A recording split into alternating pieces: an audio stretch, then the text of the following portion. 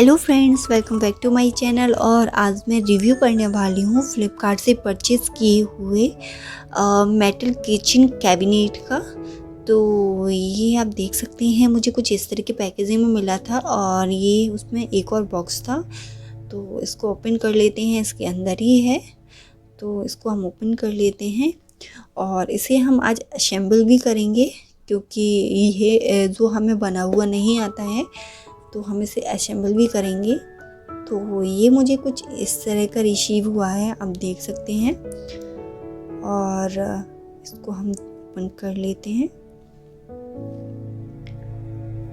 तो इसमें हमें इस तरह के ये मिले हुए हैं।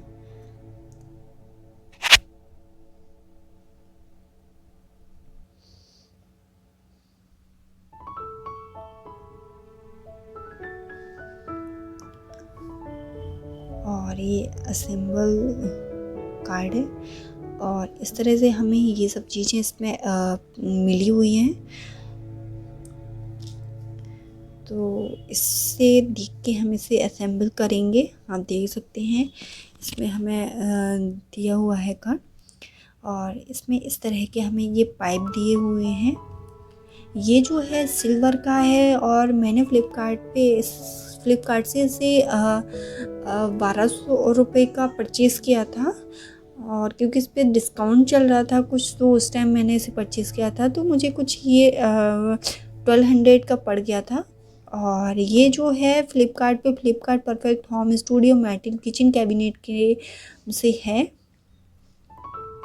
और इसे हम इस तरह से हमें इसको जोड़ना है, आप देख सकते हैं ये जो है। और हम इस जो हुक दिए हुए हैं इसमें आप देख सकते हैं ये हुक है जो हमें इस तरह से इसको लगाना है। तो ये हुक दिए हुए हैं, तो इसमें एक एरो बना हुआ है, वो एरो ऊपर की ओर हमें करना है। अगर आप इसे एरो को नीचे की तरफ कर देते हैं तो आपका स्टैंड आपको दोबारा लगाना पड़ेगा, वो क्योंकि लूज़ हो जाता है।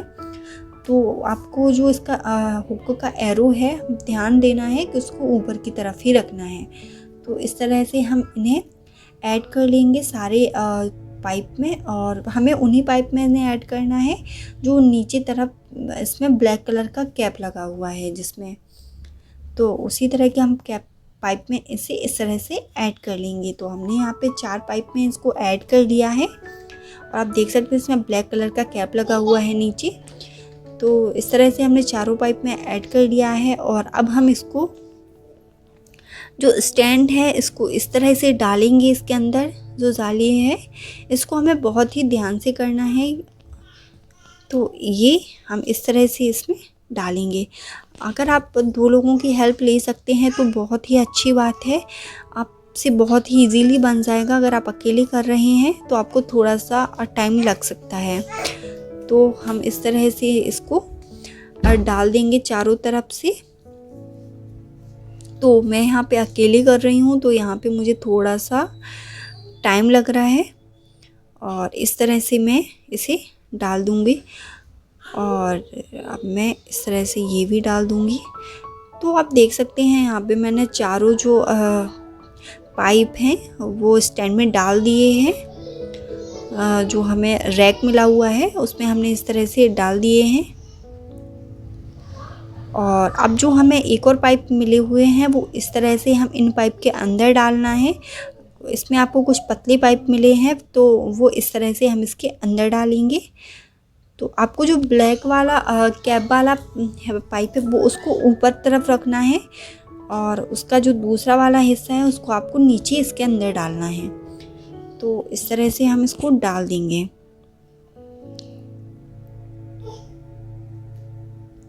और अब हम फिर से वही कैप जो हैं वो यूज़ करेंगे।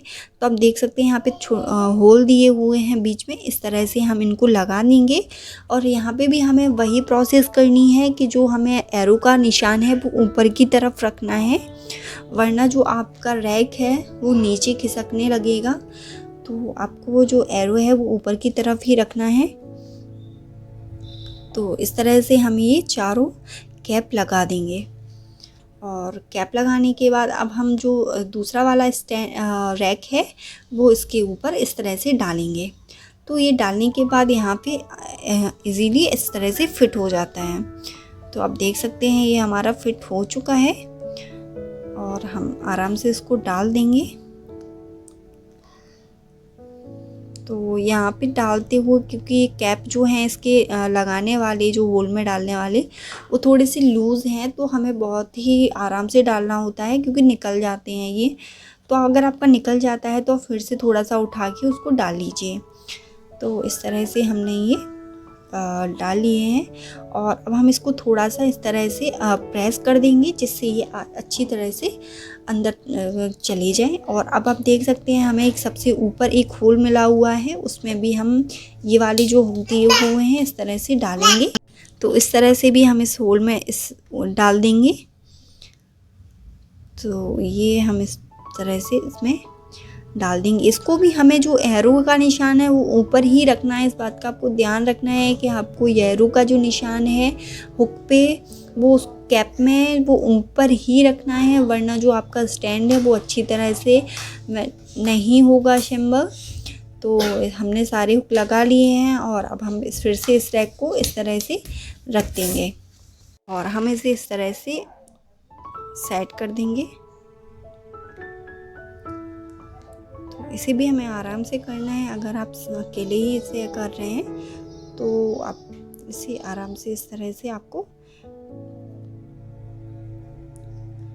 और इसको हम लगाने के बाद थोड़ा थोड़ा प्रेस करेंगे जिससे ये अच्छी तरह से एडजस्ट हो जाए हुक में। तो इस तरह से हम इसको एडजस्ट कर देंगे। तो आप देख सकते हैं हमारा जो रैक है वो एडजस्ट हो चुका है और हमारा जो कैबिनेट है वो भी बनके तैयार हो चुका है। इसको हम थोड़ा सा प्रेस करके अच्छे से लगा लेते हैं और आप देख सकते हैं हमारा जो कैबिनेट है बनके तैयार हो चुका है। और ये जो स्टैंड है मैंने माइक्रोवेव रखने के लिए मंगाया था और ये माइक्रोवेव स्टैंड ही है। तो इसको हम नीचे माइक्रोवेव को रखेंगे और ऊपर आप कोई भी सामान, छोटा मोटा सामान रख सकते हैं और ये काफ़ी अच्छा लगता है। तो फ्रेंड्स, आपको वीडियो कैसी लगी कमेंट करके ज़रूर